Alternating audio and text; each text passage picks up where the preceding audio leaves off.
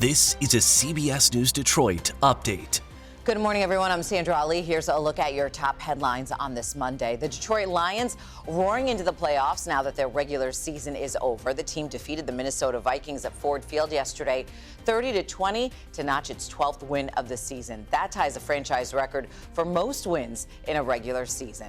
The playoffs begin next weekend, and the Lions now know they're going to face a familiar face when Ford Field hosts its first ever NFL playoff game. Detroit taking on the Los Angeles Rams, led by former Detroit Lions quarterback Matthew Stafford.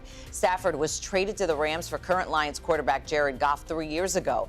Kickoff at Ford Field is set for Sunday night at 8 o'clock. Well, we know who the opponent is, but we don't know if Lions rookie standout tight end Sam Laporta is going to be playing in that game. He injured his knee during a play in yesterday's game against the Vikings. Lions coach Dan Campbell expected to give us an update when he talks to reporters a bit later on today.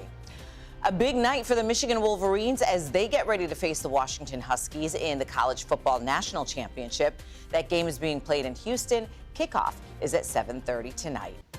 We're on your block in Romulus for a story we've been talking about since last week. Today is the day construction starts on John Dingell Drive at Detroit Metro Airport. That project expected to last 3 years. It'll include fixing the drainage issues on the roadway, and you can expect construction delays getting in and out of Metro Airport. Of course, you'll want to give yourself some extra time if your plans do take you there. Air travel was impacted by delays and cancellations over the weekend, not only because of a major snowstorm in the Northeast, but also because of the grounding of Boeing 737 MAX 9 planes by the FAA. That affected nearly 200 aircraft around the world. This came after part of an Alaska Airlines aircraft blew out mid-flight Friday night, prompting an emergency landing in Portland, Oregon. More than 800 flights were canceled yesterday across the country, and more than 6,000 other flights were delayed.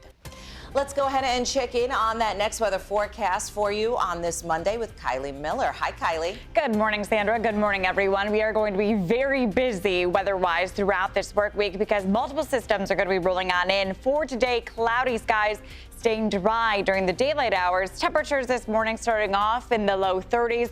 We're going to be climbing to highs in the upper 30s this afternoon. Winds out of the south sustained at 5 to 10 miles per hour. So today, dry and cloudy. But by midnight, we're going to start to see some snow arriving across our southern zones. The snow is going to be wet and heavy throughout tomorrow morning's commute, and that's where we are going to be expecting the most snowfall accumulation.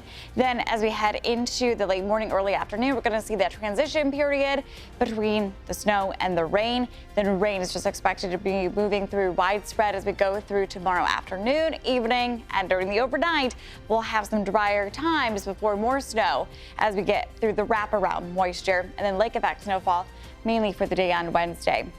So our southern zone is going to be expecting the most snowfall accumulation, about 2 to 4 inches. But again, this is going to be that heavy wet snow. So if you are going to be shoveling, which most of us are, it is going to be dangerous, especially for the morning drive tomorrow.